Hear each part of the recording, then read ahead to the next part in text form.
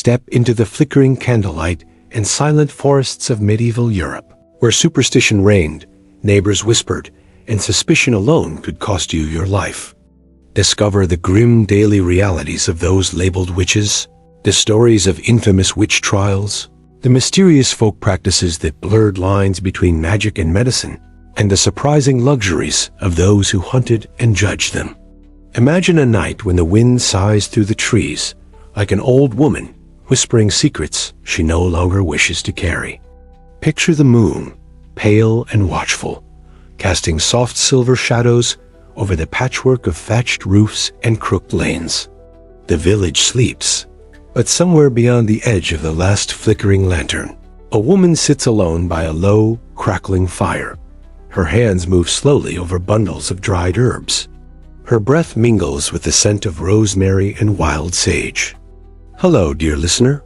Tonight, we invite you to settle in, perhaps with a blanket draped gently over your shoulders, the soft hush of the evening around you. Allow your mind to wander as we drift back into the uncertain and often perilous world of medieval Europe.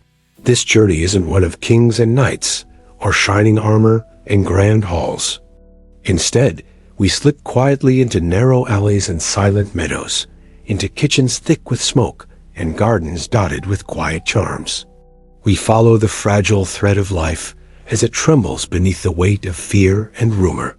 It is easy to romanticize the past, to imagine it in amber hues, softened by the fog of centuries. But beneath each painted tapestry and gilded manuscript lies a quieter, darker current. The constant fear of accusation, the heavy hush of suspicion, the slow tightening of the village's gaze upon one lonely figure. Imagine yourself there, in a small timber-framed cottage on the outskirts of a town. You wake before dawn, the chill of the damp earth pressing up through the straw mattress. You rise slowly, every joint protesting like an old wooden door. Outside, a frost clings to the low stone walls, and the first rooster has yet to summon the day. You begin the daily rhythm, shaped not by clocks or chimes, but by the needs of the hearth and the quiet demands of your small, practical garden. Your hands are rough from years of pulling nettles and turning soil, your fingers permanently scented with lavender, garlic, and bitter yarrow. You live by the knowledge passed down from women whose names are barely remembered, knowledge of poultices and teas, of midwives' secrets and moon phases that dictate when to cut or sew. But here in this world, each small act a boiled root to ease a neighbor's cough, a protective amulet slipped into a child's pocket, could be twisted into something sinister by the simple turn of a tongue. A goat dies in the night? Perhaps it was the milkmaid's gaze, too long and too sharp. A crop fails after a sudden frost? Perhaps the woman who sells herbs has been seen wandering the fields beneath the moon. The line between healer and witch is as thin as a spider's thread and just as easily broken. As you move through your day, you sense the eyes that linger a moment too long, the whispered words that flicker just out of earshot. Even the children play differently. When you pass, some avert their eyes, others throw stones, chanting half-remembered warnings learned from anxious mothers. You hold your head steady, hands busy, feet firm upon the earth. You know that survival here is not just a matter of food and warmth, but of silence and shadows. You must be small, nearly invisible, as gentle as the hush of nightfall. Yet there are still moments of quiet joy. A neighbor's newborn pinked and wailing placed into your calloused hands. A basket of eggs left at your doorstep in secret gratitude. The shy smile of an old friend who remembers the warmth of your mother's kitchen. In these fleeting moments, you feel the fragile cord that binds you to the living world, that lets you breathe deeply despite the constant undercurrent of fear. As dusk falls and candles are lit one by one, the village shrinks into itself. Doors are bolted, prayers whispered, charms hung above lintels. You sit by the low fire, stirring a small pot, watching the slow dance of steam. In the flickering glow, each shadow feels alive, each creak of timber a hesitant question. You breathe slowly, letting the warmth seep into your bones, knowing that tomorrow the same hush will linger, that the unspoken accusations will hang in the air like the morning mist. In this world, suspicion is a second skin. It is woven into the fabric of the day, stitched into every greeting and every parting glance. And yet, through it all, there remains the steady rhythm of survival, the ancient knowledge passed from hand to hand, voice to voice. There remains the touch of the earth, the simple wonder of a sprouting seed, the small comfort of a mug of hot brew on a winter night. Tonight, as you listen, you may feel the gentle pull of sleep at the edge of your thoughts. Let it come softly, like a cat curling beside the fire. Imagine yourself among these quiet figures tending herbs by the moonlight, sharing secret remedies, moving carefully through narrow lanes and wild hedgerows. Imagine the hush, the soft hush of the night that cradles you even as you drift away. And as your eyelids grow heavy, remember that in every age, there have been those who stood at the edge of the village, tending to wounds both seen and unseen, carrying knowledge too potent to be safe and too precious to be lost. The witch, the wise woman, the healer, her story is not one of fiery torches alone, but of small, luminous acts of care, of hands that knew both danger and tenderness. Rest easy now. In the chapters that follow, we will wander deeper into her world, the daily grind beneath suspicion, the sorrowful arc of a single life condemned, the secret rooms of folk magic, and the grand halls where her fate was sealed. Imagine waking each morning to the dull gray hush of dawn creeping across uneven wooden beams, the cold air pressing against your skin like an uninvited hand. You move slowly, quietly, so as not to wake the fragile world around you, the chickens stirring softly in the corner, the small clay pots rattling ever so slightly when the wind pushes against the walls. You sit for a moment on the edge of your straw bed, feeling every ache and creak in your bones, as though they are gently reminding you of your own fragility. Your day begins not with the comfortable predictability of a modern routine, but with a careful accounting of every noise, every glance, every whispered word that might have drifted past your door during the night. The fire in the hearth is little more than a memory now, so you wrap your shawl tightly and kneel to coax it back to life. The smell of cold ash and damp wood fills your nostrils, mingling with the faint sourness of last night's soup still clinging to the edges of your pot. Imagine the first task of the day, gathering water from the well. It is not a casual stroll in morning sunlight. It is a journey laden with the weight of countless suspicions. You walk past neighbors who keep their eyes lowered or glance quickly away, as if even catching your gaze might summon misfortune into their homes. Children hide behind fences, peering out with wide, fearful eyes, and a few brave souls mutter quiet prayers as you pass. You adjust the heavy wooden bucket on your shoulder, each step an echo of unspoken tension that thrums through the village like a distant drum. As you lower the bucket into the dark, cool mouth of the well, you feel the rope rub against your hands, leaving small splinters that sting but remain blessedly real, a sharpness to remind you that you are still tethered to this world, however precariously. The water comes up glimmering, a rare small victory, and you allow yourself one brief moment of relief. But relief is a dangerous indulgence in this life. You know that any small misstep, a chicken that refuses to lay, a spoiled batch of ale, a child's sudden illness, might be traced back to your doorstep by morning. Returning home, you pass gardens twisted and stunted by early frost. You hear the whispered curses of a mother whose baby wails inconsolably, the low hiss of a husband scolding his wife for buying milk that turned sour too soon. Each of these tiny calamities is a seed, and each seed seeks the softest soil in which to root. You, with your herb bundles and quiet midnight walks to collect dew, are the soil. You are the explanation that soothes their fears while stoking new ones. You are the cautionary tale their children learn to recite before they know their letters. Inside your cottage, The morning air is thick with the earthy perfume of drying herbs. Valerian for sleep, mugwort for protection, yarrow for fevers. Your fingers move by instinct, weaving small sachets, grinding leaves into powders, sorting roots that look like twisted fingers reaching out of a forgotten dream. There is no monetary wealth here. Only small exchanges. A bit of honey for a wound salve, a small cloth of butter for a charm against nightmares. Yet each exchange feels heavy, a delicate balance between life and danger. You live close to the bone, your every possession a threadbare inheritance from seasons past. Outside, the village thrums with an invisible tension. You hear laughter from the market square, but it is brittle, as if ready to shatter into sharp edges at the smallest tremor. A neighbor's door slams shut. Another woman hurries past, clutching a basket to her chest as though it were a talisman. The blacksmith's hammer rings out across the morning, a steady, unrelenting heartbeat that reminds you of the world's rhythm. Work, barter, suspicion, and the hush of survival.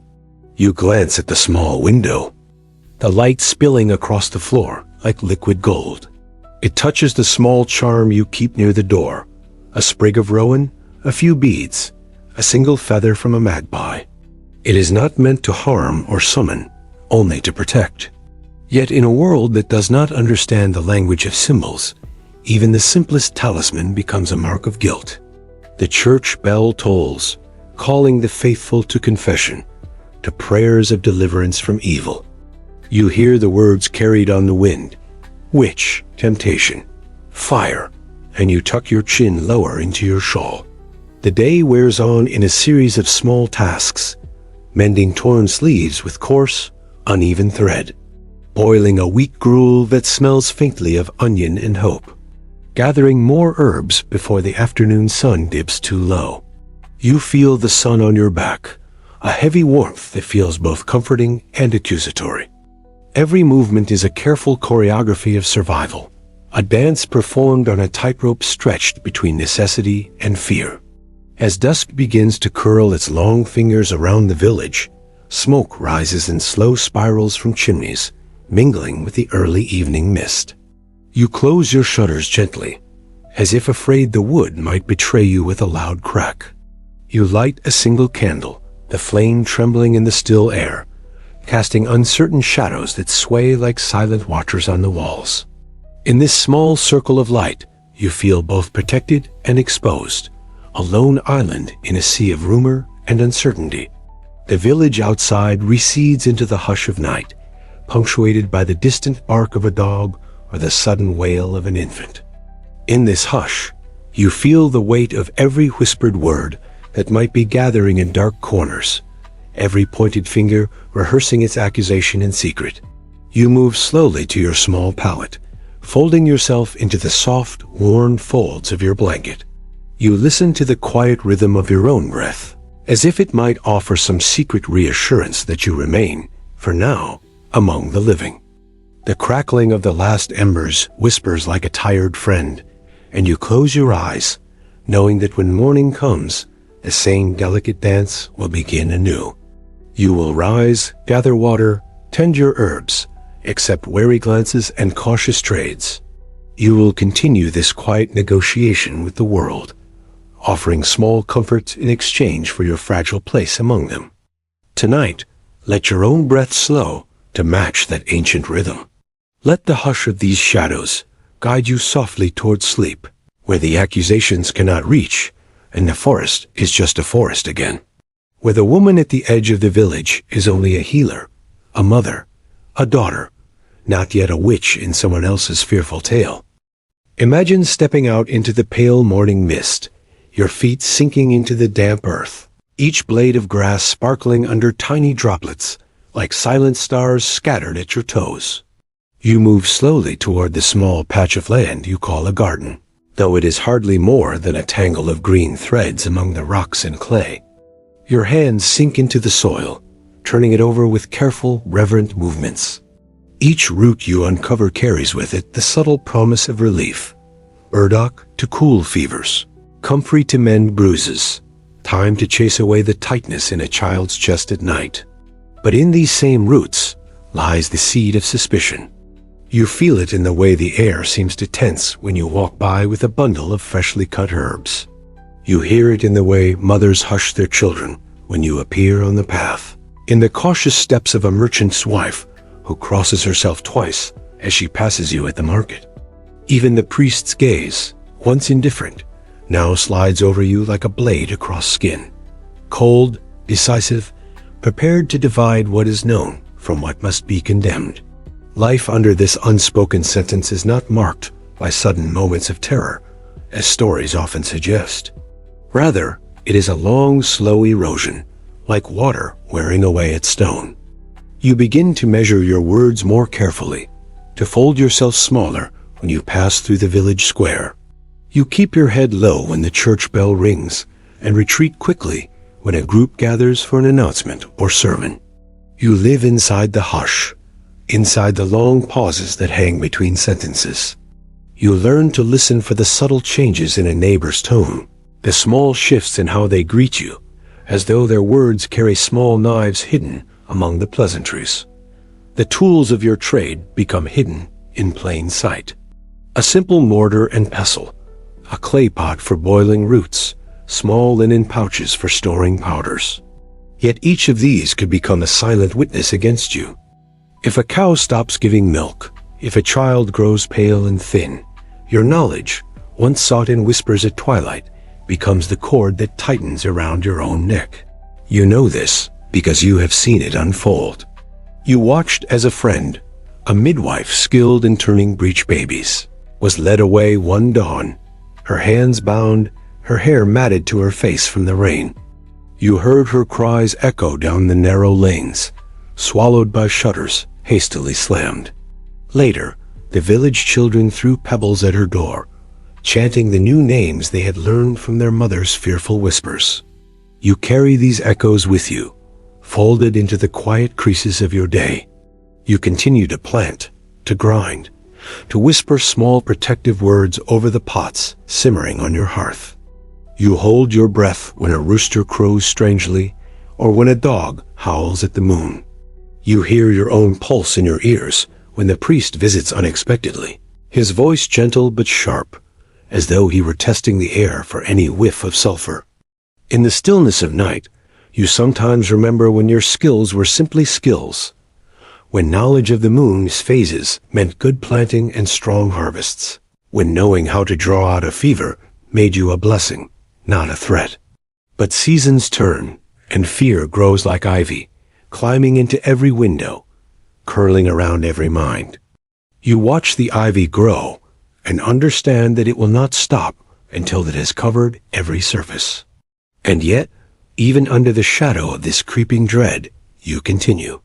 You share a small spoon of honey with a coughing neighbor child. You leave a sprig of rosemary tied to a widow's door.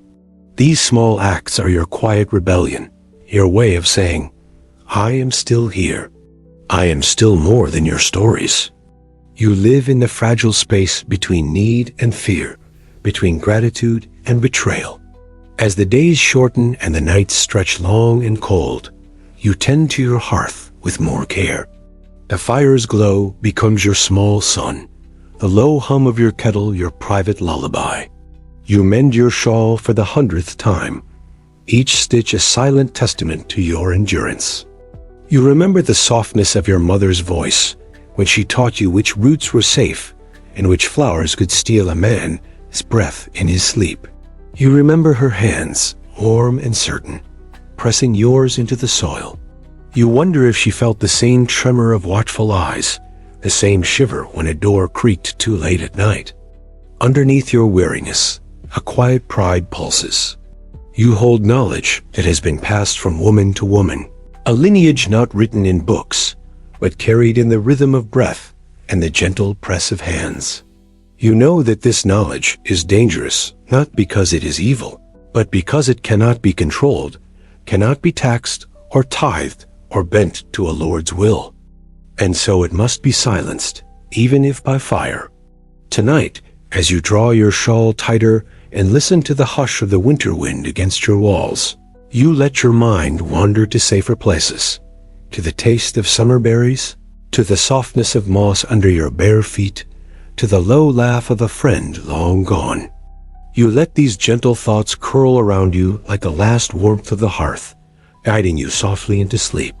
Let each breath carry you further from the weight of suspicion, further from the cold stone steps of the village square, further from the echo of angry voices. Here, in the hush between heartbeats, you are simply a woman with dirt under her nails and a head full of moonlight. Here, you are safe. Now, imagine the quiet hours just before dawn, when even the most restless dogs have settled into their final dreams, and the last candle flickers like a fading star on the far side of the village. This is your hour, the only time when the world feels yours alone. You slip from your bed, the floor cold as river stones beneath your feet. The hush wraps around you like an old familiar shawl, a rare embrace in a world that has forgotten how to offer them freely. You move toward your small shelf of jars, each one carefully labeled with a few rough letters or a small symbol only you can truly understand. There is rue for protection, wormwood for digestion, elderflower for fevers. Each jar is a fragment of a language older than any priest's sermon, a language of roots and petals and the patient hush of the moon. You open one jar and inhale deeply. The scent is sharp, earthy, and comforting in a way no human voice has been for you in many seasons. In these quiet moments, you feel almost untouchable, as if you have slipped beneath the surface of the world and found a small, hidden pool where no accusation can reach. You grind dried leaves with the flat of your palm against the worn wooden board, your motions slow and circular, as if stirring a dream rather than a remedy. You prepare small packets, some for headaches, some for restless infants, some for the quiet sorrows no one dares to name aloud. You work not because you believe yourself a witch, but because someone must tend to these wounds the world refuses to see. As the first light spills over the horizon, you hear the distant bell from the chapel. It slices through the morning fog like a blade, summoning the villagers to prayer, to confession, to the ritual of becoming clean in each other's eyes. You pause for a moment, listening to the cadence of feet on dirt paths, the soft murmurs rising like a tide. You imagine the priest's voice, warm and measured, painting visions of sin and redemption. You imagine him invoking the image of you, twisted, dangerous, in league with shadows. You wrap your parcels carefully, tucking them into the folds of your skirt, and step outside. The air is heavy with the scent of wood smoke and damp earth, a mixture that clings to your skin and hair. You walk to your small patch of forest at the edge of the fields, a place where the birches lean toward each other like old friends sharing secrets. Here, the village feels far away. The echoes of suspicion fade into the hush of moss and fallen leaves. You kneel at the base of a large oak, its roots gnarled and wide as a grandmother's hands. You press your palm against its trunk, feeling the slow, deep pulse that has outlived countless seasons of fear and frost. You gather small shoots of nettle, a few young dandelions, a twist of wild mint. Your fingers move as if they remember each movement before your mind can catch up, the ancient choreography of survival. But even here, the shadow follows you. You hear a twig snap in the distance, a whisper too soft to belong to wind alone. You stand slowly, eyes scanning the edge of the wood. A figure slips past, perhaps a hunter or a curious child, perhaps someone who will carry this story back to the village and plant it like a seed. You feel the weight of that unseen gaze on your shoulders as heavily as the firewood you will carry home. You return to your cottage with your small harvest, heart beating a slow, steady dirge beneath your ribs. You set your findings on the table, each leaf a silent offering to the long line of women who have come before you. You think of your grandmother, her hair always smelling of sage and ash, her low hum as she sorted beans or patched a torn sleeve. You think of how her neighbors used to bring her fresh eggs and milk in exchange for small charms against sour milk or sleepless nights. You remember how, one winter, they stopped coming. How the gifts turned into curses whispered in corners. How she grew smaller in her chair by the hearth, until one morning, she did not rise at all. These stories are braided into your own bones now, as much a part of you as the ridges on your fingertips, or the quiet lines at the corners of your eyes. You carry them each day, a bundle heavier than any herb basket, a constant murmur at the back of your mind. Yet you continue, not out of defiance or pride, but because the world still aches, still coughs and limps, and weeps in the dark. Because somewhere, a mother needs a tea for her feverish child. A farmer needs a balm for his cracked hands. A widow needs a small sachet to place under her pillow so she might dream of gentler days. At dusk, you light your candle and sit by the hearth, the flickering glow carving soft hollows in the rough walls. You run your fingers over the jars, over the scars, over the silent echoes of every woman who has ever dared to know too much. You breathe in deeply, letting the scent of mint and ash fill your lungs. In this space, you are more than the village's whispered fears. You are a keeper of old songs, a mender of small breaks, a quiet witness to each season's endless turning. And as you settle into the hush of night, you feel, for a moment, fleeting and delicate as a moth's wing, that you are enough. Let this gentle certainty wrap around you now, like a soft blanket across your shoulders. Let your breath slow, each exhale carrying you deeper into the forest paths of your own dreams. Here, no one calls your name in fear. Here, you are simply you, human, whole, quietly luminous. As the days grow shorter and the air thickens with the promise of frost, your world contracts inward. The garden that once offered tender greens and quiet reassurance now lies under a pale shroud of frost, its branches twisted like fingers, reaching for a warmth that will not return until spring. You stand at the threshold of your small home, breath clouding before you in the sharp morning air, and feel the world holding its breath alongside you. Your days begin and end in the same narrow corridors of repetition, tending to the meager remains of your herbs, patching the same frayed cloak for the 100th time, turning thin broth with a heavy wooden spoon. Each act is a whispered litany against the encroaching cold, a small defiance in a life spent under the weight of suspicion. You move slowly, deliberately, as if each step might awaken some sleeping accusation waiting beneath the floorboards. Outside, the village trudges on, each day a careful balance of necessity and fear. The women gather at the well, their words curling into the icy air like pale ribbons. You hear them, though you do not join them. Your ears trained to catch the tremor of your own name sliding between syllables. The blacksmith's forge still sends sparks into the dusk, each burst a brief echo of warmth you can almost remember from safer days.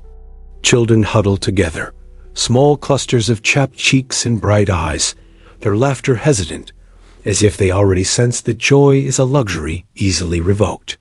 The church looms at the center of it all, its tall steeple casting a long, accusing shadow across the cobblestones. On Sundays, you watch from your window as villagers file inside, heads bowed, hands clutched tightly as though even the air inside the nave might carry salvation if held firmly enough.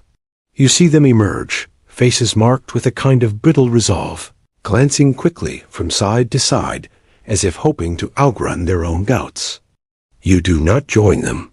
You know that inside those walls, your name is woven into sermons, each mention a needle, threading your fate closer to the fire. Yet even in this shrinking world, small moments of warmth bloom like unexpected wildflowers. A young mother appears at your door in the gray hush of twilight, her eyes red from too many nights of listening to her baby's fevered wails. She holds out a small cloth parcel, a few thin coins wrapped in linen, and asks for help, her voice so low it nearly dissolves into the creaking of your door hinges. You invite her in, guide her to the hearth, and prepare a simple brew. As she watches the steam rise, you see her shoulders loosen, the lines at the corners of her mouth soften. In this small exchange, something fragile and human flickers to life. Trust, need, the tender hope that tomorrow might come a little easier. You know these moments are dangerous. Each kindness is a risk, each cure a possible accusation waiting to bloom in the dark. But you continue, because the world remains a body full of small wounds, and you have spent your life learning how to stitch them closed, however briefly. You wrap small bundles of herbs for the mother, whispering the names of each plant as if introducing old friends. Chamomile for calming, feverfew for the heat, lavender to guide restless dreams. You see gratitude bloom in her eyes, a shy dawn breaking through long nights of doubt. She thanks you with a voice that trembles between relief and terror, then disappears back into the shadows. When she is gone, you sit by your dying fire and let your mind wander. You remember the warm press of your mother's palm against your forehead when you were small, the steady cadence of her voice as she taught you to read the moon as language in the movement of shadows across the fields. You remember the summer when you laughed with a friend beside the river, how the water caught the sun and threw it back like 1,000 tiny stars. You remember how quickly laughter can vanish, how easily a friend's face can become a mask of fear. The embers crackle softly, each spark a brief echo of every life you've touched, every whispered thanks, every cautious knock on your door at twilight. You feel them all, like small weights in your chest, both a burden and a quiet testament to your own stubborn grace. In this hush, you are not the witch of their stories. You are a weaver of small mercies, a keeper of unrecorded prayers. You are the last warm light before the darkness takes the fields. As the village drifts into sleep, the wind presses gently against your walls, carrying with it a chorus of old songs and half-remembered promises. You let your eyes close, your breath slowing to match the rhythm of the night. You imagine each villager wrapped in their own dreams. A farmer dreaming of fields heavy with grain, a child imagining a morning free from frostbitten toes, a mother dreaming of a baby's quiet, even breath.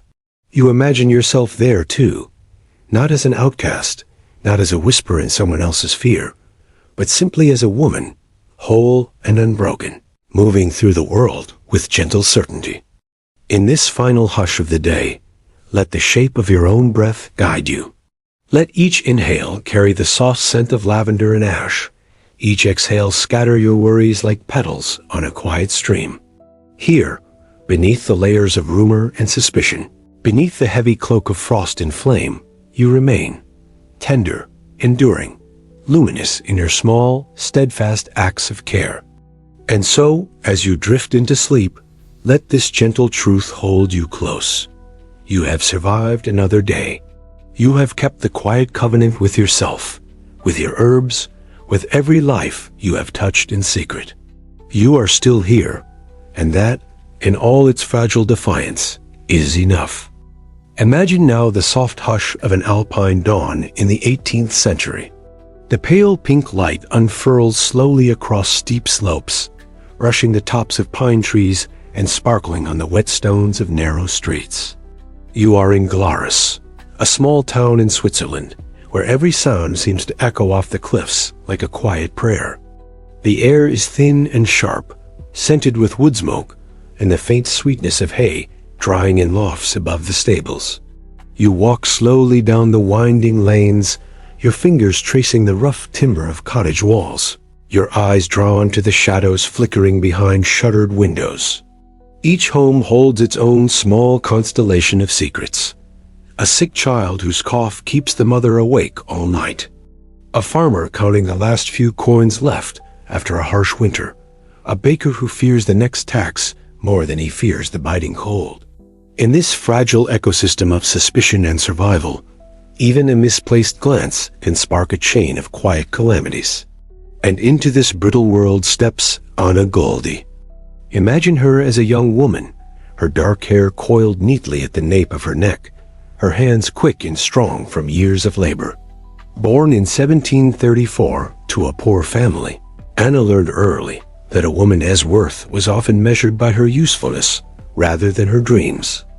She moved from household to household, serving as a maid, a washerwoman, a caretaker, each role a silent promise to survive, to remain invisible enough to stay safe, yet valuable enough to be needed. But even in her careful quietness, Anna was not invisible. Her competence made her both respected and resented. In Glarus, she found work in the home of a prominent physician named Johann Jakob Tschudi. The Tschudi family was influential, their words carrying weight beyond their doorstep. Anna cared for the children, tended the fires, and kept the household humming like a well-tuned lute. Her skill with herbs and home remedies earned her a cautious admiration, though behind closed doors, that same knowledge twisted into whispered fears. In 1782, the delicate web of Anna's life began to unravel. One of Tschuti's daughters fell ill, her milk often curdling in her mouth, her limbs twitching in ways that frightened her parents and confounded local physicians. Whispers spread quickly. Perhaps it was a fever, perhaps a hidden curse. But fear has a sharp edge, and soon it turned toward Anna. Small suspicions, previously dismissed as idle gossip, now crystallized into something darker and more dangerous. Imagine the slow, creeping dread Anna must have felt, the way a morning that began with bread baking. And children's laughter might curdle into sharp glances and abruptly hushed conversations. The same hands that once passed her warm mugs of milk now fumbled with keys and locked doors at night. The same voices that called her name with affection now slipped it into prayers for protection.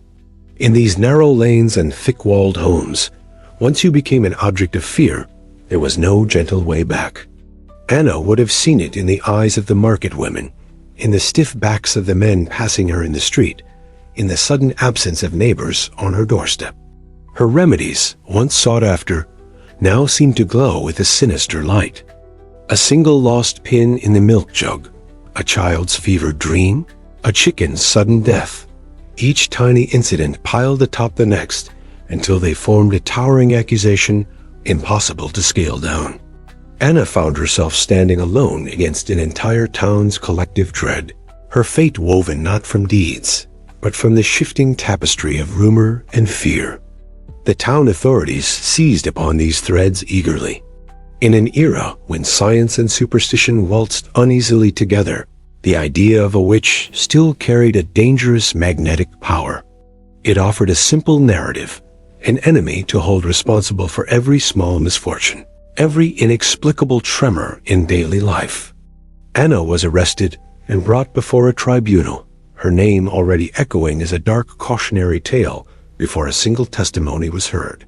Imagine her in the cold cell, her hands raw from work, now gripping the edge of a rough wooden bench. The damp walls closed around her, heavy with centuries of whispered confessions and fading prayers. She would have known then that the truth no longer mattered. Each breath she took became an act of defiance, each heartbeat a small miracle against the slow tightening of fear's noose. As you rest here, let your thoughts drift softly through the misty lanes of Glarus. Imagine the fragile strength it took to wake each morning, to light the hearth, and bind small wounds with trembling hands, knowing that at any moment, kindness could twist into a weapon against you. Let the slow rhythm of Anna's days unfold in your mind, the careful steps across creaking floors, the soft rustle of linens, the hushed comfort of a child's hair beneath her palm. In this gentle hush, feel her presence not as a specter of fear, but as a quiet echo of resilience, a reminder that even under the weight of the heaviest suspicions, a simple breath, a simple kindness can remain fiercely, luminously human. Imagine the heavy iron key turning in the lock at dawn. The echo reverberates down the narrow stone corridor, a low groan that might as well be the voice of the walls themselves, walls that have bore witness to countless whispered pleas, countless footsteps shuffling in small, hopeless loops. Anna Glaude sits alone on her rough wooden bench, her eyes tracing the grain of the planks, as though each swirl might spell out a secret passage or a last-minute reprieve. The cold seeps through her thin dress, and her fingers, once so skilled at folding linens or coaxing warmth from a stubborn fire, now tremble as they rest in her lap. Above her, a small window lets in a pale slice of morning light. Dust motes drift lazily through it, like tiny ghosts who have long forgotten their own names. She watches them move, each particle a fleeting echo of the world beyond her reach. The steep hills stretching toward the sky, the dew-laden grass, the slow murmur of the river threading through Glarus. She remembers the sound of roosters crowing, the metallic clatter of pails at the well, the way children's laughter spilled into the streets, like water from an overturned bucket. In this hush before the tribunal, resumes Anna's mind wanders to the small joys she once carried close, the warmth of fresh bread against her palm, the whisper of a child's breath as they drifted into sleep beside her, the rare moments when a neighbor pressed a coin or a handful of apples into her hands in quiet gratitude. These humble offerings glimmer in her memory like fragile lanterns against the deepening fog of suspicion that has swallowed her world. When the guards arrive, their boots echo with a steady finality, each step a small drumbeat of inevitability. They take her by the arms, their grips firm but not cruel, as though they too are simply moving through a script written long before any of them were born. They lead her into the small wooden chamber where her accusers wait. The room is close, the air thick with candle wax and sweat. The town elders, in their dark coats and somber expressions, sit in a half-circle, their eyes flickering from her face to their folded hands and back again. Imagine the weight of that gaze, not the sharp sting of outright hatred, but the dull, grinding burden of collective fear masquerading as righteousness. Each man and woman in that room carries their own private griefs, a lost child, a withered harvest, a sudden illness in the night. In Anna's supposed witchcraft, they find a neat container for all the cruelties they cannot name, all the random cruelties that life flings without explanation. She has become their vessel for misfortune, an embodiment of the chaos they dare not confront head-on. They question her in soft, steady voices, as if discussing the weather or the proper method for curing a ham. They ask about the child's illness, about the pins found in the milk, about the sudden deaths of chickens and goats. They ask if she has consorted with dark spirits, if she has made pacts in the hush of the woods, if she has whispered curses into the wind. Anna denies it all, her voice calm but frayed at the edges, like an old shawl worn thin by too many winters. She speaks not to persuade them, for she knows that is no longer possible, but to leave a small trace of her own truth behind, however faint. Her words hang in the room like fragile cobwebs, quickly brushed aside by the heavy sweep of suspicion. The tribunal members murmur among themselves, their words a quiet tide rising and falling in an unseen sea. Papers are shuffled, quills scratch across parchment, and Anna's fate is sealed not by evidence, but by the collective exhale of a fearful community. Later, alone again in her cell, she leans against the cool stone wall and closes her eyes. She thinks of her own mother, her rough hands, and the gentle hum of lullabies by firelight. She remembers a small dog she once cared for, its joyful yips echoing down the lanes. She recalls the warmth of sun on her back as she hung laundry in the spring, each linen sheet billowing like a soft white sail. In this quiet reverie, Anna finds a small measure of freedom. Her body may be confined, but her memories wander freely through fields of tall grass and into the hush of twilight rivers. She imagines her spirit drifting beyond the walls of Glarus, rising over the dark forests, gliding above the fields where cows graze and children chase each other in circles. Let your breath follow hers now, a soft, slow rhythm that rises and falls like a gentle tide against the shore. Imagine the weight of each inhale, gathering the warmth of remembered kindnesses, each exhale releasing the sharp edges of unspoken fears. In this stillness, Anna is no longer a witch, no longer a cautionary tale. She is a woman shaped by countless dawns and dusks, by small acts of care, by the quiet, persistent choice to remain kind in a world that had forgotten how. As dusk folds gently over the rooftops of Glarus, the village exhales in a slow, communal hush. Smoke curls from chimneys into the gathering night, merging with the mist that seeps down from the mountains like a quiet spectral tide. Behind shuttered windows, families gather close, their silhouettes flickering against the warm pulse of hearth fires. A thin soup bubbles softly in an iron pot. A mother hums a lullaby older than her own memories. The air trembles with secrets, with prayers too fragile to be spoken aloud. In her cell, Anna Guldi listens to these distant rhythms. Though separated by thick stone and iron, she feels each tremor of life beyond her walls as a faint echo inside her chest. She imagines a child slipping into bed, toes curling against the chill. A farmer washing the dirt from his hands, thinking of next season's seed. She imagines the small mercies that stitch each day together, a neighbor leaving a loaf of bread on a doorstep, a gentle word offered in passing, a candle lit in the window for a loved one's safe return. But beyond these tender images lies a darker undercurrent. In the taverns, men hunch over rough wooden tables, ale foaming in their mugs, voices low and heavy. They speak of Anna as a warning, a living embodiment of the unseen threats that gnaw at the edges of their hard-won stability. They recall the child's trembling limbs, the curdled milk, the sudden deaths of animals, each detail shared, and reshaped until it resembles a tale spun from moonless nights and wolf howls. These men do not shout or brandish torches. Their menace is quieter, a slow tide of words that rises unseen until it floods every heart. Above them, the church bells toll the hour.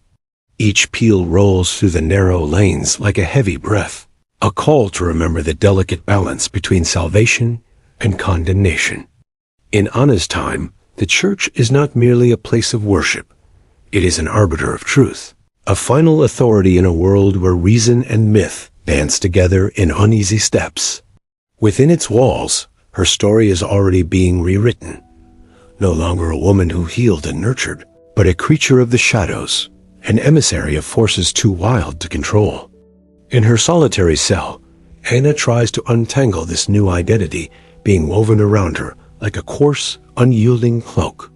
She recalls each remedy she prepared, the salve for a farmer's cracked hands, the tea to ease a mother's fever, the poultice for a young boy's twisted ankle. She remembers the gratitude in their eyes, the coins slipped into her apron, the whispered blessings offered in her doorway. Those moments were real, as true as the sun on her face or the bite of cold water in a mountain stream. Yet in the flicker of a single rumor, each act of kindness has been recast as poison, each prayer as a curse. She feels her own breath catch in her throat, like a small bird stunned against a window pane. In the hush of night, her thoughts become a soft litany. I am not what they say. I am not the monster they conjure. I am not the darkness they see when the lantern gutters low. Beyond the town, the forest stands dark and ancient, its silent groves thick with stories older than any book in the priest's library. Anna used to wander there in the early dawn, her apron pockets heavy with herbs and small stones worn smooth by the river. She would press her palms against the trunks of old oaks, feeling their slow, steady pulse beneath the bark, a patient, enduring heartbeat that had weathered centuries of storms and silent winters. She thinks of that forest now as a kind of sanctuary, a place where no tribunal could reach her, where each root and leaf holds a quiet, abiding wisdom. In her mind, she walks those paths once more, the moss soft beneath her feet, the morning light dappling her shoulders. Here, there is no accusation, no heavy hush of suspicious stares, only the chorus of birds, the whisper of wind through pine needles, and the secret language of plants that she has carried like a second skin since girlhood. Let yourself drift there with her, into that imagined forest. Breathe in the damp scent of earth, the sweet tongue of crushed mint beneath your fingers. Listen to the distant murmur of a hidden stream, the soft hush of leaves overhead. Here, in this hush, Anna becomes simply a woman again, not a witch, not a vessel for fear, but a keeper of small, patient secrets, a healer whose only crime was knowing too much of the old ways. As the moon climbs higher, casting silver ribbons across the village rooftops, Anna curls into herself on her narrow bench. The cold presses close, but inside, she carries that memory of the forest, the warmth of sun on her shoulders, the hush of ancient trees, the gentle certainty that life, however fragile, can still find small places to bloom. In the first pale glow of morning, the town of Glaris stirs from its restless sleep. Frost traces delicate patterns across shutters and fences, each swirl catching the early light like thin veins of silver. Smoke rises slowly from chimney tops, the smell of smoldering wood mingling with the sharp bite of winter air. Somewhere in the distance, a dog barks once, then falls silent, as though even it understands the gravity of this day. Within the narrow confines of her cell, Anna Glody rises. She moves carefully, her body stiff from cold and from nights spent curled on a hard wooden bench. She brushes her fingers along the rough wall, as if confirming that the world beyond still exists.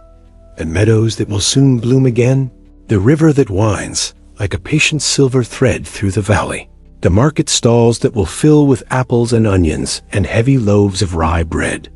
Today, Anna will be led to the square. Her fate has already been sealed by the tribunal, whispered into existence long before any evidence was gathered. The story has grown larger than her, heavier than any single life could bear. She is no longer Anna the servant, Anna the healer, Anna the quiet woman who soothed fevers and whispered prayers into the dark. She has become an emblem of everything unexplainable and feared, a vessel into which the villagers have poured all their hidden dreads and quiet despairs. Imagine the steady rhythm of her footsteps along the stone corridor, echoing in slow waves against the thick walls.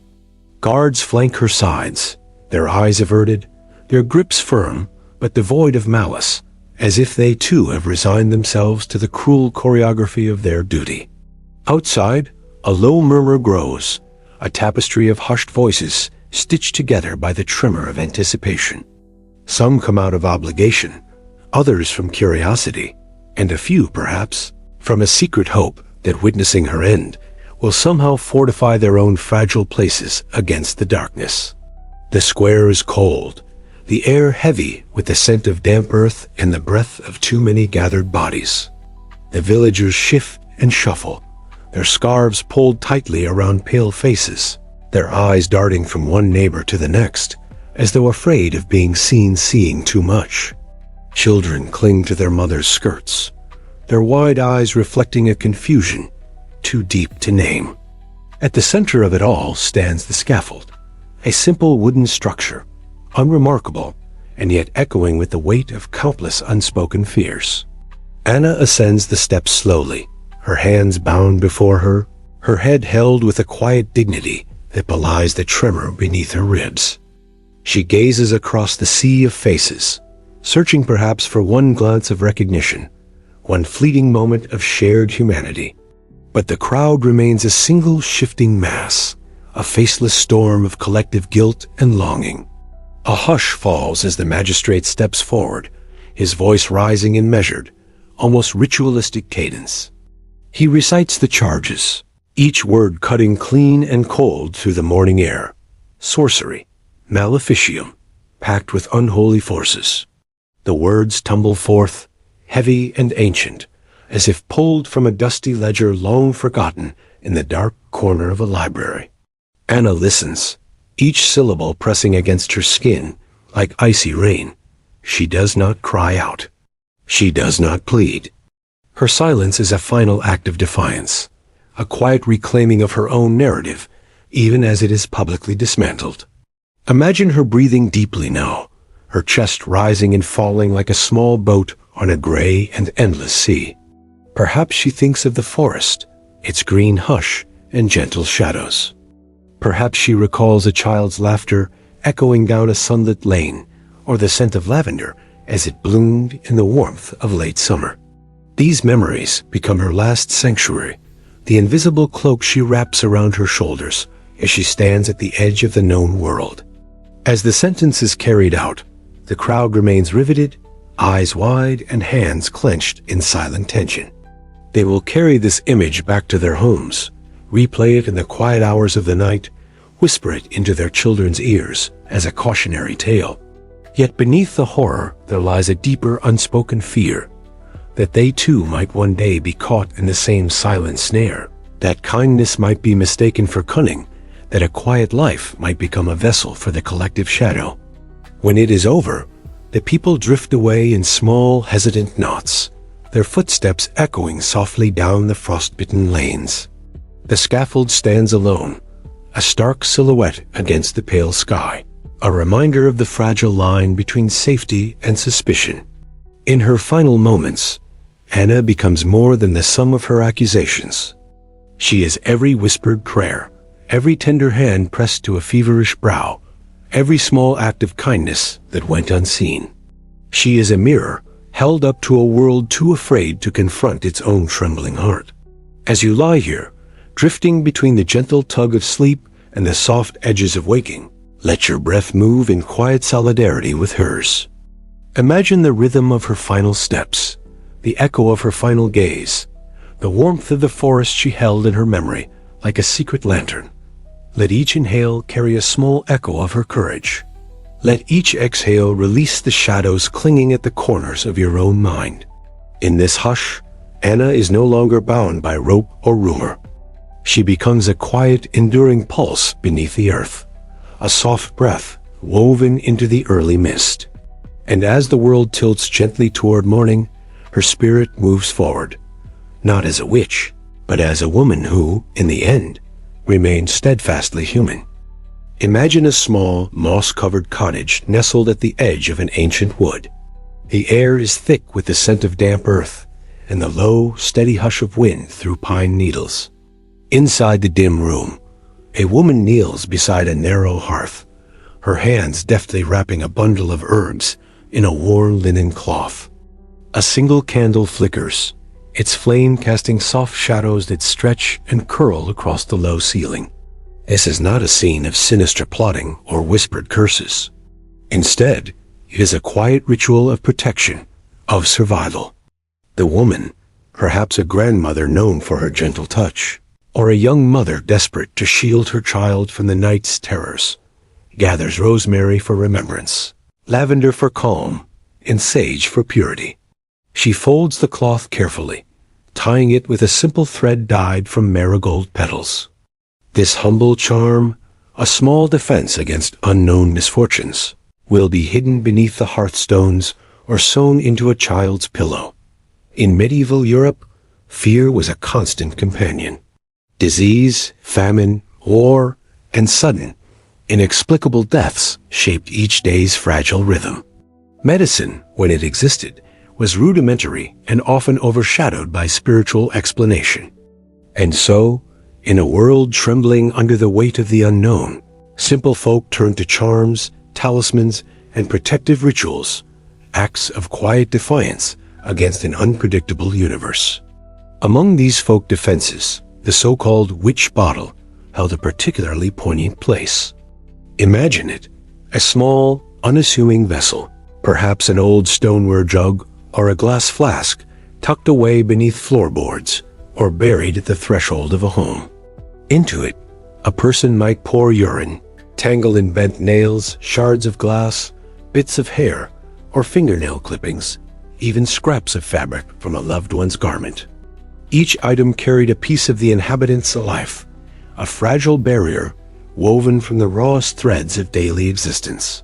The witch bottle was thought to act as a kind of spiritual trap, drawing in any malevolent forces that might seek to harm the family. The nails and glass served as a violent counter, metaphorically piercing or confining any dark intentions caught within. To modern eyes, it may seem odd or even grotesque, but in its essence, it was an expression of deep vulnerability. A whispered plea to the unseen world to let one more season pass, to let the children live to keep the cattle healthy through the coming frost. Archaeologists across Europe have unearthed these bottles beneath hearthstones, thresholds, and barn floors. Each discovery opens a small window into the minds and hearts of those who lived centuries ago. People who may have whispered to the bottles as they sealed them, promising protection and asking for mercy. In each fragment of clay or rusted nail lies a trembling hope, echoing across time. Bone magic, too, wove itself quietly into the fabric of medieval life. Sheep bones buried at field corners to bless the soil. Chicken bones arranged beneath the threshold to ward off ill fortune. Small animal skulls set into walls to guard against spirits. These were not acts of malice or dark sorcery, but gestures of weary love, attempts to carve out a small oasis of safety in a world forever poised on the brink of calamity. In villages lit only by moonlight and candle, bone and bottle alike became repositories of collective anxiety and fragile faith. A mother might whisper a prayer as she tucked a bone charm beneath her child's mattress. A farmer might place a witch bottle in the barn to keep sickness from his herd. Each small ritual was an invitation to the universe, a humble request for peace, for tomorrow's dawn, for the steady return of familiar faces at the supper table. As you breathe here, imagine the soft clink of nails against pottery, the faint smell of rosemary crushed between calloused fingers, the hush of a quiet chant rising with the steam of a night fire. Feel the heartbeat beneath these objects, not one of violence or malevolence, but of tenderness, of devotion to lives fragile as a spider's web on an autumn morning. In the half-dark of that old cottage, under the watchful gaze of moon and owl, these simple protective acts carried as much weight as any sword or fortress wall. They were not spells cast in arrogance, but rather quiet negotiations with an often indifferent universe. And within each hidden bottle and each buried bone lies a secret promise, that in the face of unknowable darkness, the human spirit would continue to knit warmth and meaning from the raw wool of fear and love. Picture a quiet clearing at the edge of a thick, shadowed forest, a place where the air is heavy with the perfume of moss and pine sap, and the moon hangs low like a silver, watchful eye. Here, long after the fires have gone cold in the village and the last rooster has ceased its crowing, a woman kneels in the hush, her fingers sifting through a basket of small, ordinary objects. Bits of bone, feathers, smooth river stones, fragments of colored thread. Items so simple they might be overlooked on any other day. Yet in this moment, under this moon, they become something else entirely. Each object holds a quiet power, a whisper of connection to the earth, to ancestors, to forces unseen and unrecorded in any parchment scroll. The woman hums softly, her voice blending with the creak of branches above, a gentle cadence that pulses like a hidden heartbeat. She arranges the objects carefully upon the ground, her hands moving as though following a pattern older than language. In the medieval imagination, the forest was both a sanctuary and a threat, a place brimming with wild spirits, elusive fairies, and the long shadow of the unknown. To step into its heart was to step into a different realm, one unbound by the tidy borders of the village or the stern dictates of the church. It was here, in the hush of ancient groves, that folk healers and so-called witches gathered herbs at dawn, traced symbols into the soil, and whispered to the night as though it were an old friend. Bones, gathered from the remains of small creatures, held particular importance in these forest rituals. They were seen not merely as remnants of life, but as vessels of lingering spirit, the quiet echo of a heartbeat long faded. By burying them at the edge of fields or laying them beneath a doorstep, a woman might hope to shield her home from misfortune or encourage a bountiful harvest. To modern minds, these gestures might seem like superstition woven into shadow. But in the eyes of those who lived with wolves howling at the tree line and famine crouched just beyond the next winter, they were acts of urgent devotion. Archaeological finds reveal these secrets centuries later, buried beneath layers of soot and rain-packed soil. In the remains of medieval cottages and manor houses alike, researchers have uncovered tiny caches of bones, carefully arranged beneath hearthstones or hidden inside walls. Each small arrangement tells a wordless story. A mother's hope for her child's recovery, a farmer's plea for healthy flocks, a widow's quiet wish for protection as she faced the long, cold months alone. Imagine running your fingers across those bones now, each smooth edge carrying the oil of countless hands, each fragile curve echoing the hush of prayers whispered into cupped palms. You might almost hear them if you listen closely, the faint murmur of gratitude, the brittle sigh of a mother kneeling by her hearth at midnight, her eyes closing as she presses her forehead to the cool earth in silent petition. In these bone charms and forest rituals, there is no grandiose spectacle, no thunderous incantations or dark pacts. Instead, there is a slow, steady weaving of intention into the fabric of daily life. A girl tucks a feather into her braid for safe travels. An old woman places a stone beneath her pillow to keep nightmares at bay. A farmer ties a piece of red thread around his wrist before the spring planting. Each small act is a stitch in an invisible tapestry, one designed to keep the jagged teeth of the world from biting too deeply. As you breathe here, let the rhythm of these ancient rituals drift across your thoughts, like mist across a quiet lake. Feel the softness of moss beneath your fingers, the chill of the stone plucked from a moonlit stream, the warmth of a single candle guttering in a window far beyond the forest edge. These are the tools of a life lived in quiet resistance to the cold indifference of fate. In that hush between heartbeats, you may sense that these so-called witches were not merely outcasts or threats. They were caretakers of forgotten wisdom, tender stewards of small and desperate hopes. They wove the terror of the dark into gentle talismans, turned bone into blessing, and taught their children to listen for the quiet murmurs of the earth when the world seemed most cruel. Now, close your eyes and imagine a heavy oak chest hidden beneath floorboards, its iron hinges rusted with time and damp.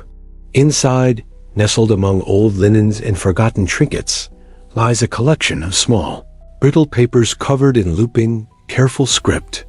The ink has faded to a soft brown, but the words still hold their shape, fragments of charms, protective prayers. Herbal remedies, perhaps a recipe for an ointment to soothe an aching joint, or a tea to ease a restless mind. In medieval Europe, literacy was a rare gift, often confined to monasteries and noble halls. Yet among the so-called witches and wise women, writing, when it appeared, was not an intellectual exercise, but a living thread of power. These notes were never meant to impress scholars or survive as official records. They were intimate, practical, quietly woven into the pulse of daily survival. A scrap of parchment might contain the precise day to harvest mugwort under a waning moon, or the correct phrase to murmur when mixing elderberry into a healing tonic. These writings, however small, became relics of personal sovereignty, little shields against the unpredictable tides of illness and sorrow. They were passed from mother to daughter, friend to friend, each line spoken aloud and sealed in the warmth of the breath that carried it. Imagine the trembling hands of a young woman tracing these letters by the dim light of a tallow candle, her shadow quivering across the wall as she repeats each syllable like a secret vow. Beyond the handwritten charms, the architecture of medieval homes also carried evidence of this hidden world of protective magic. Builders often concealed objects in the walls or under thresholds, shoes, for instance, worn nearly to tatters. It was believed that such items, steeped in the sweat and shape of a person's life, could catch or confuse malevolent spirits. To step over a hidden shoe each day was to walk unknowingly above a soft, invisible barrier against harm. Sometimes, small figurines of clay or wax were molded into human shapes and tucked away beneath eaves or inside chimneys. These figures were not designed for harm, but but for intercession, to absorb illness, to distract wandering spirits, to guard the fragile breath of an infant as it slept through the first perilous nights of life. In these acts, we see the persistence of love, the stubborn refusal to surrender to the icy hand of fate without offering some small, trembling defense. Archaeologists unearth these objects centuries later, their edges softened by soil and time. Each find is a quiet conversation across the ages. A single shoe with its leather hardened like driftwood. A small blunt figurine, its features worn smooth. A folded parchment, the words now only half legible, but still pulsing with the echo of whispered fears and hopes. Imagine for a moment your own life laid bare in this way. Your favorite mug, chipped and mended a dozen times. A sweater passed down through generations, its fibers tangled with memories of laughter and grief. A ring slipped into a pocket before a journey, touched lightly in moments of uncertainty. These objects become talismans not because they hold inherent power, but because they carry the warmth of your touch, the shape of your longing, the quiet insistence that you, too, wish to be safe and whole. As you breathe softly now, picture each ancient charm as a small flame against the vast dark, a stubborn glow in the face of storms, plagues, and the sharp teeth of winter. Feel the hush of a kitchen at midnight, the warmth of breath on a cold window pane, the gentle scrape of pen on paper as someone long ago inscribed a line meant to hold the world together for just one more day. In these acts, we see the humanity beneath the label of witch, a humanity that aches, loves, and reaches out blindly in the dark, searching for something to hold on to. Beneath the weight of centuries, these small gestures remain unbroken, like a thread of moonlight across a midnight field. They remind us that while the world may change its faces and flags, the tender, trembling desire to protect what we love remains as constant as the slow, steady pulse beneath our ribs. Imagine the steady drizzle of a late autumn evening, each droplet tapping softly against the sloped roof of a cottage.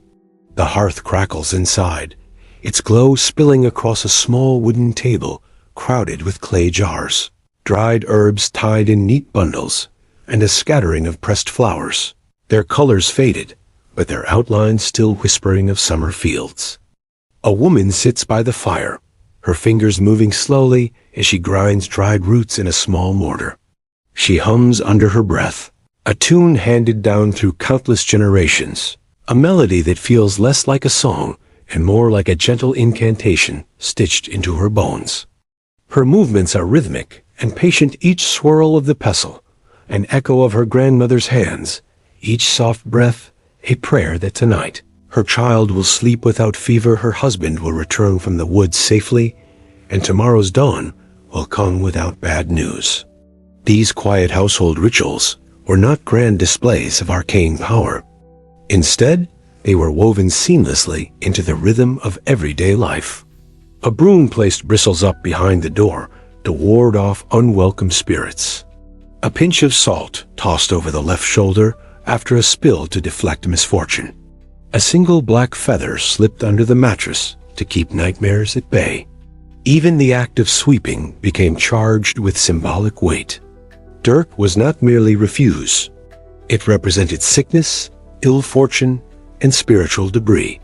Sweeping from the threshold outward was believed to drive trouble away, while sweeping inward risked inviting sorrow back into the home. To watch an old woman sweep at dawn, her stooped back and slow, deliberate motions, was to see a silent conversation with the unseen, a language older than any sermon or royal decree. Artifacts unearthed beneath medieval homes bear testament to these beliefs. Beneath many hearths, archaeologists find clusters of hazelnut shells or broken combs. These were not accidental leavings, but deliberate offerings. Simple, domestic items imbued with significance. A comb might represent the untangling of misfortune, a nut the promise of hidden strength within a small shell. Each object is a fragment of a private language, a code understood only within the tight, protective circle of the family. Beyond individual homes, Entire communities leaned into these quiet acts of collective magic. During a particularly harsh winter or an outbreak of disease, village women might gather in the chapel or at the edge of a sacred grove. There, they would lay offerings of bread, milk, or herbs, each item a fragile bridge between the human and the divine.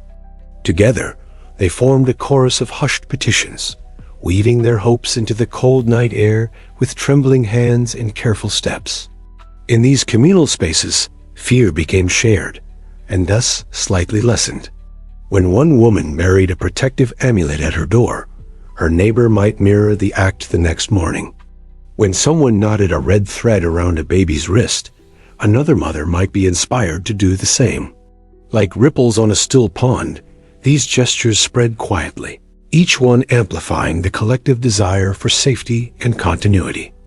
As you lie here, listening to the quiet rhythm of your own breath, imagine these small acts unfolding in the darkness. A mother cradling her child and whispering an old rhyme into a feverish ear, a farmer sprinkling ash in a circle around his orchard at dusk, a young woman braiding rue into her hair before her wedding. Each moment is a soft testament to resilience, to the stubborn belief that even in a world ruled by famine, plague, and war, there existed small, stubborn ways to push back against the tide. These customs were not acts of rebellion against God or society, but rather gentle negotiations with fate itself.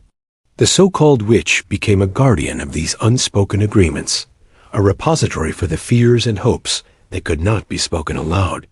Her knowledge was both revered and resented, her presence both sought and shunned, a paradox embodied in every jar of dried nettles, every hidden shoe, every whispered word under the breath. In the end, these rituals reveal less about dark sorcery and more about the quiet poetry of human survival. They are a testament to the deeply felt need to feel agency in a world that offered so little control, to create meaning in the soft glow of a lantern against an endless dark. Beneath every charm and beneath every whispered plea lies the same fragile heartbeat, a longing to keep loved ones close, to hold the world together for just one more day. Imagine, if you will, the heavy hush of dawn in a grand stone manor, the pale light creeping across tapestries that depict mythical hunts and saints with serene, watchful eyes. The air inside is cold, touched by the night's chill that lingers long after the hearth embers have turned to ash. A servant pads silently across the flagged floor, carrying a polished copper basin filled with water drawn from a distant well. In the upper chamber, a noblewoman stirs beneath layers of embroidered linen and fur-lined blankets. She opens her eyes to the canopy above. Its velvet folds a silent guardian against the drafts that slip like wraiths through the corridors. You might imagine her life as a series of luxurious comforts: honeyed wine, intricate gowns, feasts beneath vaulted ceilings. But beneath these rich trappings pulses a quiet, relentless fear. Among the elite, this fear took on a different shape than it did among villagers in their thatched cottages. Here, superstition was woven into silk sleeves and stitched into the hems of elaborate doublets. Though they possessed wealth and servants, these lords and ladies were no less haunted by illness, sudden death, or the whispers of curses slipping through the hallways. In these manor houses, protective charms took on grander, more ornate forms. A gold amulet engraved with a saint's image and worn close to the heart was as common as a signet ring. An opulent rosary, heavy with carved ivory beads, hung from a noblewoman's wrist, not only as a symbol of faith, but as a talisman against sickness and betrayal. In the corner of her chamber, a small reliquary box might gleam faintly in the dawn, light holding a splinter of bone from a long-dead saint or a scrap of linen, said to have touched a martyr's wound. These objects served as shields in a world where power was as fragile as glass and alliances shifted like mist in a spring dawn. A lady might stroke her rosary beads before attending a council meeting, murmuring a half-forgotten prayer against slander and schemes. A lord might touch his amulet before descending to the great hall, fearing poison in his wine as much as the blade of an assassin. The walls of these manors, though thick and fortified, could not keep out the creeping dread of plague or the sudden arrival of a royal edict that could strip a family of title and land. Rumors of enchantment and witchcraft circulated among the highborn as quickly as among the villagers. Court physicians, those esteemed men in long robes, their fingers, ink-stained from endless prescriptions, often doubled as alchemists, their chambers filled with flasks of murky potions and sweet-smelling herbs, each designed to guard against invisible enemies lurking in every corner of life. As you settle deeper into the stillness of this imagined world, feel the cold breath of those ancient halls, the hush of candlelight pooling across a tiled floor. Listen to the soft, steady heartbeat beneath the velvet bodice, to the small secret prayers folded into the silk of each gown. For all their power, the lords and ladies were not immune to the silent claw of dread that tugged at every soul in the medieval world. And so, they clung to their charms and relics with the same quiet desperation as the village healer with her bone amulets and herb bundles.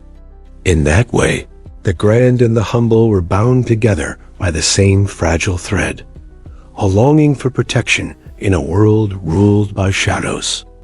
Picture the great hall at twilight, its high beams fading into shadows above a long, oaken table scattered with platters of roasted game, golden trenchers of bread, and vessels of dark wine. The air hangs thick with the smell of rosemary, smoke, and sweat, an atmosphere equal parts celebration and wary observation. At first glance, it may seem a scene of triumph, the lord's laughter echoing, the lady's jeweled fingers resting lightly on a goblet, the flicker of torches playing across armor polished to a mirror shine. Yet beneath the music and polite smiles lurks an undercurrent of anxiety, a knowledge that fortunes can change with the slip of a tongue or the shifting of a favor. Among the upper class, the threat of witchcraft was often more abstract and political than the earthy, immediate fears of the peasant world. Envy and rivalry spiraled into accusations whispered behind heavy drapery or over hushed chess games. A rival's sudden illness might be ascribed to poison, or to a spell woven by a scorned servant, a cunning dowager, or a foreign visitor bearing exotic charms. To guard against such unseen assaults, nobles employed cunning folk, practitioners of protective magic, often consulted secretly and paid handsomely to maintain reputations and shield families from harm. These cunning folk were not only keepers of herb lore, but also discreet advisors on spiritual defense, recommending rituals as subtle as sprinkling ash from a blessed candle into a wine cup, or as elaborate as a midnight ceremony in a hidden courtyard garden. In their chambers, lords and ladies might keep hidden books, not the grand illuminated manuscripts displayed in libraries, but slim, leather-bound volumes containing protective prayers, lunar charts, and arcane sigils. Some even commissioned talismans engraved with Latin invocations or astrological symbols, meant to repel ill will and secure favor at court. Each page turned under trembling fingers, each glyph traced in a flickering candle's glow, whispered of a fragile faith in personal control amid swirling courtly intrigues. Even the architecture of their homes reflected this dread. Windows set with leaded glass in intricate patterns were believed to break up harmful spirits as they tried to enter. The arrangement of corridors and staircases often followed principles thought to confuse or divert malevolent forces, creating maze-like interiors that could confound more than just uninvited guests. On feast days, nobles might distribute bread marked with protective crosses to guests, a ritual gesture both of hospitality and quiet defense. Wine, too, might be blessed privately before being served, a small, unseen layer of protection folded into the pageantry of the meal. Imagine the nobleman standing alone after the revelry has ended, the echo of lute music still clinging to the tapestries. He moves slowly through the quiet hall, one hand trailing along the carved backs of the dining chairs. His fingers pause at a small object tucked discreetly beneath a place setting, a sprig of rue tied with a silk thread. A servant's silent gift, perhaps, or a personal token from a superstitious spouse. He lifts it to his lips, closes his eyes, and breathes a single, unsteady breath, an offering to whatever unseen forces might be listening. In these gestures, we see that beneath every jewel-encrusted brooch, every heavy velvet cloak, every sharp-edged dagger, lies the same thin skin of mortality. The same flickering hope that protection might be stitched into the hem of a gown or pressed into the wax of a signet. Even among marble halls and ivory combs, the human heart beats to the same trembling rhythm, a rhythm echoing with the wish to endure, to outlast, to remain. Now imagine slipping into a lady's solar, that intimate private room, tucked away from the drafty halls and public scrutiny. The thick curtains are drawn against the evening chill, and a small brazier smolders softly in the corner, its glow pooling across embroidered cushions and delicate hand mirrors rimmed with silver. Here, the noblewoman sits alone, her long hair unbound and falling like a dark river over her shoulders. A maid tends silently nearby, brushing out each strand as if tending to a fragile tapestry. In these hushed retreats, the high-born women of medieval Europe shared confidences and fears rarely uttered beyond these four walls. The same woman who appeared serene and composed at the high table might tremble in her chamber at the thought of a barren womb, a sickly child, or a husband's shifting loyalties. In this small, perfumed universe, the lines between piety, folk magic, and courtly superstition blurred like ink in water. Many noblemen kept small cabinets of curiosities, precious reliquaries filled with saints' bones rosaries scented faintly of frankincense dried rose, petals folded into scraps of linen, and tiny vials containing mysterious salves said to ensure safe childbirth or ward off betrayal. Each object, however modest, pulsed with secret meaning, an anchor against loneliness, a whispered promise of control over a world in which they so often had little power. Imagine her fingers moving slowly through these tokens by candlelight, each touch a quiet benediction. The maid might look on, lips pressed tight in silent agreement, her own pocket holding a sliver of consecrated wax or a charm cut from a lover as garment. The lady recites short, rhythmic prayers, not the grand Latin verses intoned at chapel, but soft, almost childish rhymes taught by a mother or nursemaid long gone. Each word echoes the heartbeat of the room, echoing softly against the stone walls. In these private moments, a noblewoman's public mask slips away. She is no longer the stately matron or the radiant hostess. Instead, she becomes a woman searching for assurances in the dark, that her husband's next campaign will not leave her a widow, that her infant son will live to see the next harvest, that her name will not become a hushed rumor in some other lady's solar. Sometimes, visiting cunning folk or traveling friars brought with them small trinkets or whispered secrets said to guarantee favor at court or in the birthing chamber. A knot of red silk to bind a wandering heart, a twist of rosemary and thyme to protect against sudden fever, a blessed ribbon to wrap around an infant's wrist to keep death at bay during those perilous first weeks. The exchange was often clandestine, hidden beneath layers of etiquette and diplomacy, a secret contract forged in the gentle tremor of a noblewoman, sand passing a coin into a hidden pouch. In this intimate glow, it becomes clear that the manor's glittering facade was sustained not only by alliances and feasts, but also by a tapestry of hidden fears and soft, defiant hopes. These rituals did not belong solely to peasants or healers at the forest's edge. Even the most gilded chambers held whispered prayers and trembling fingers tracing invisible protections into the air. As you breathe slowly now, imagine the warmth of that private room, the tender scent of lavender and beeswax, the distant murmur of a night watchman in the courtyard below.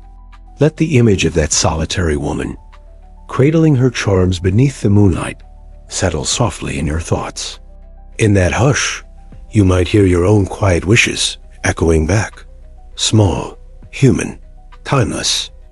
Now let us slip beyond the manor walls, out into the moonlit garden where dew clings to the edges of rose petals and the hedgerows cast long, uncertain shadows across gravel paths.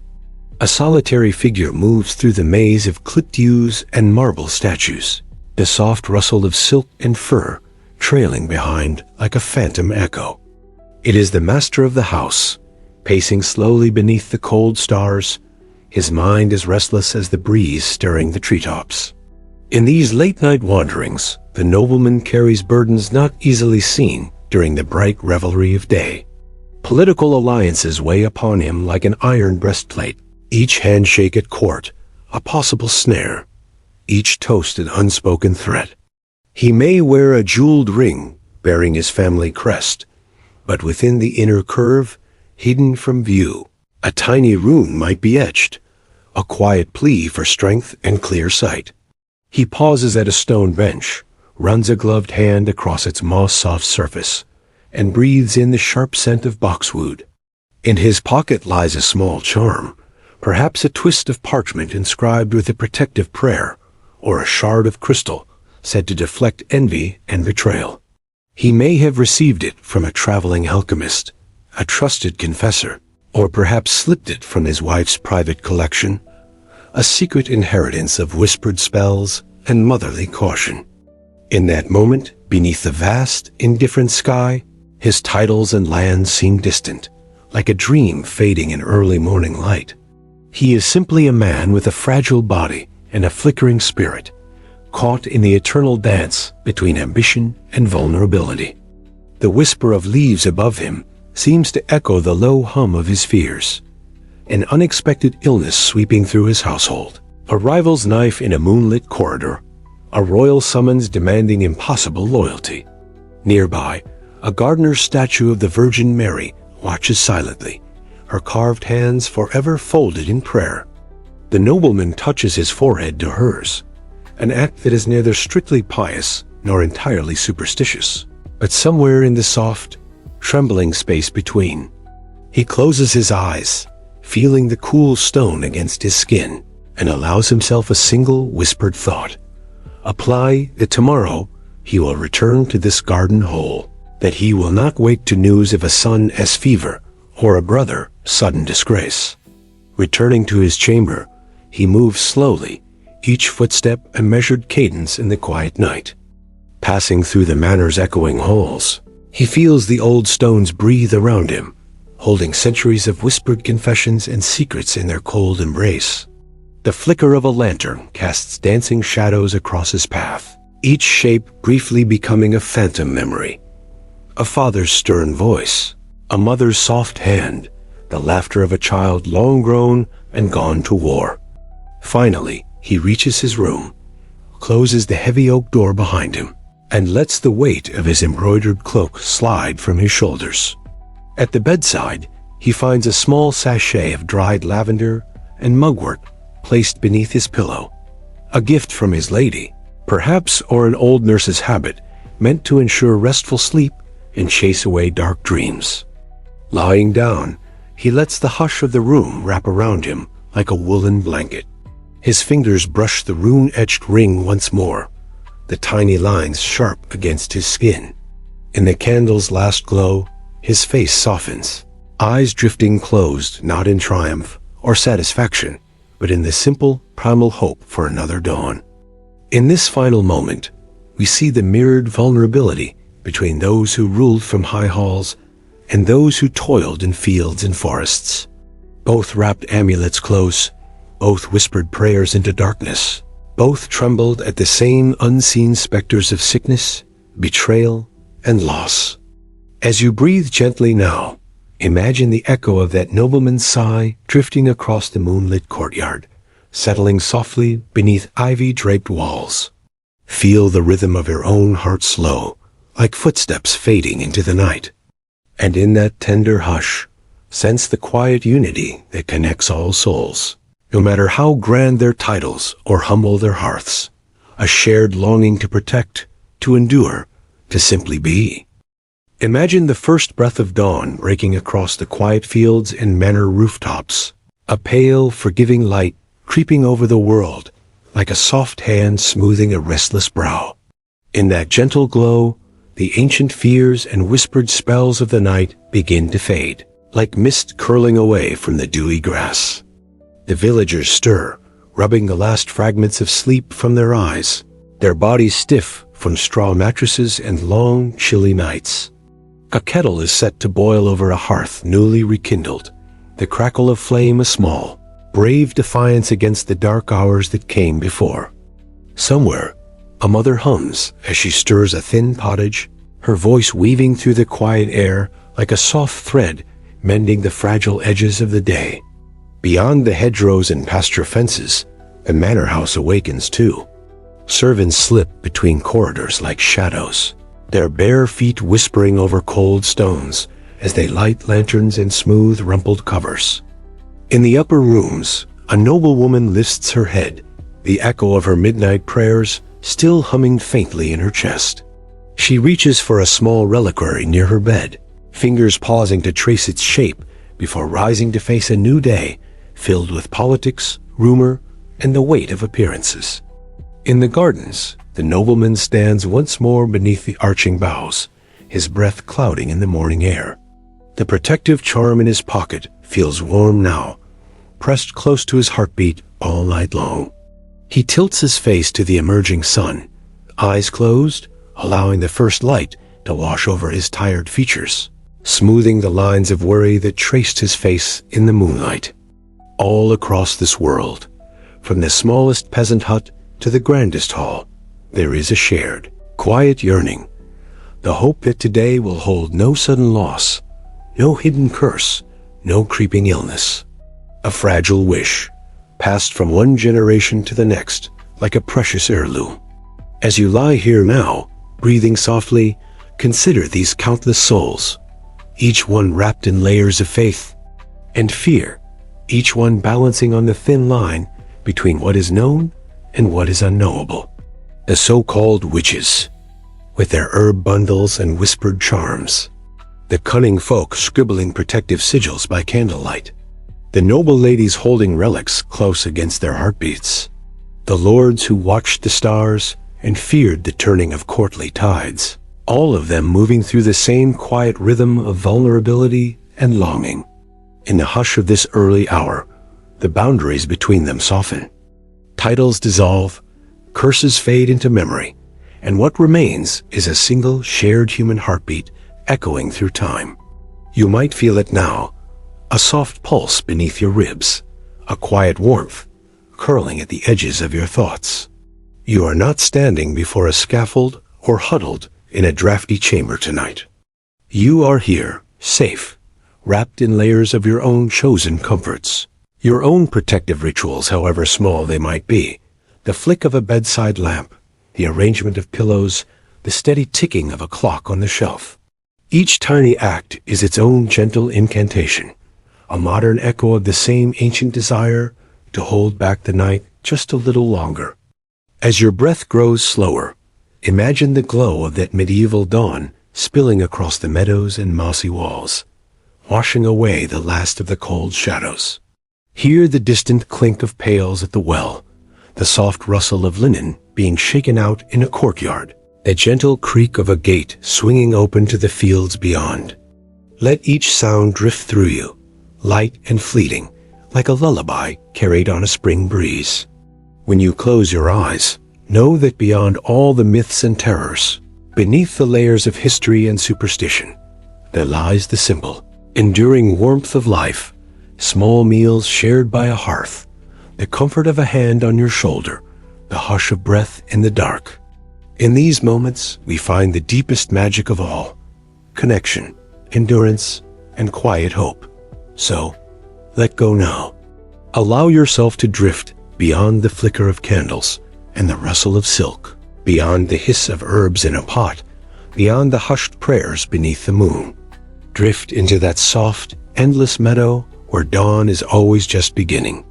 And every heartbeat echoes with a gentle promise that you are safe, that you are enough, and that you can rest. Good night, May your dreams carry you softly across the fields of history and bring you home to the quiet warmth waiting just beyond the horizon.